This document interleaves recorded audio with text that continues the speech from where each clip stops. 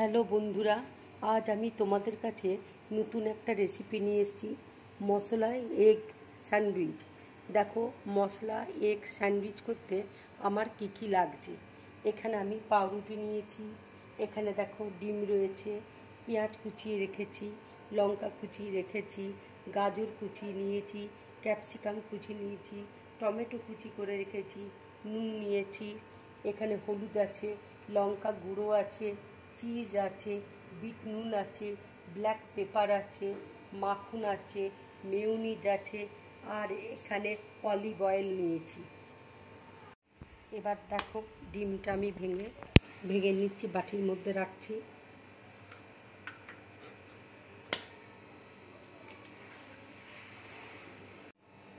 এবার আমি একটু নুন দিয়ে দিচ্ছি।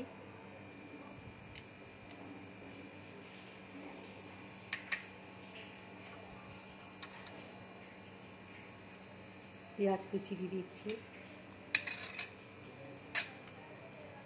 লঙ্কা কুচি দিয়ে দিচ্ছি। যে যেমন ঝাল খাও সেভাবে লঙ্কা দেবে।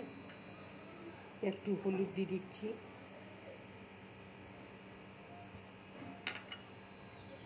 একটু লঙ্কা গুঁড়ো দিয়ে দিচ্ছি,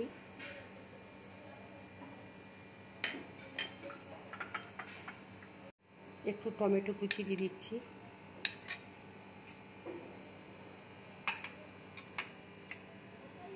এবার আমি একসাথে গুলে নেব সব। একটু অলিভ অয়েল দিয়ে দিচ্ছি।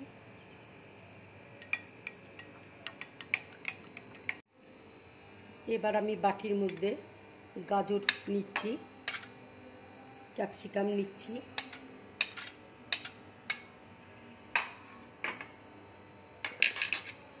একটু বিট নুন নিচ্ছি,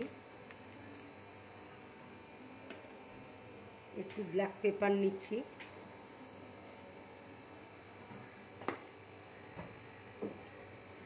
মেয়োনিজ নিচ্ছি।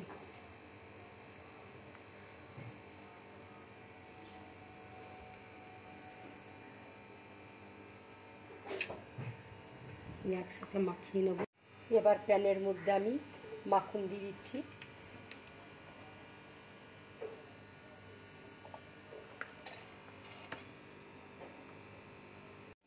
এবার পাউরুটিটা ডিমের এই ব্যাটারের মধ্যে ডুবিয়ে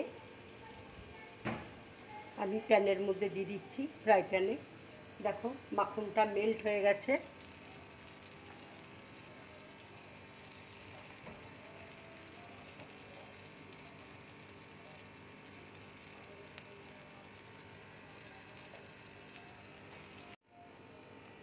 আর একটা আমি দিয়ে দিচ্ছি।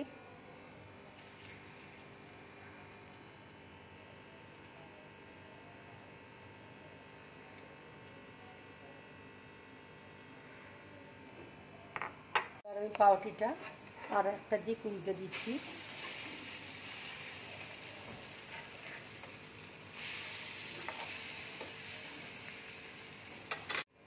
এবার দেখো, মেয়োনিজটা আমি দিয়ে দিচ্ছি। গাজর আর ক্যাপসিকামে মাখিয়ে রেখেছিলাম, এবার আমি উপর দিয়ে দিচ্ছি।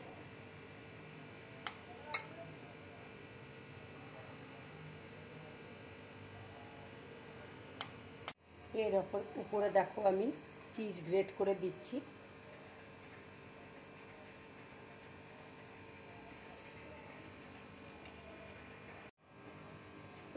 চিজ দেখো আমি গ্রেট করে দিয়ে দিয়েছি। এটা দেখো আমি 2 মিনিটের জন্য ঢাকা দিয়ে রাখছি।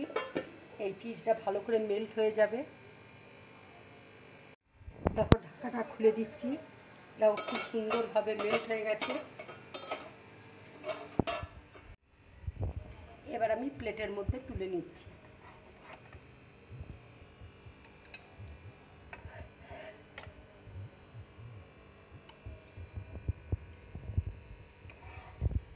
বন্ধুরা, তোমরা এইভাবে মশলা এগ স্যান্ডউইচ করে খাবে, খুব ভালো লাগবে খেতে। যদি আমার এই রেসিপিটা তোমাদের ভালো লাগে তাহলে লাইক করবে, শেয়ার করবে, আর ড্রিম ব্লগ চ্যানেলটাকে সাবস্ক্রাইব করবে। নমস্কার।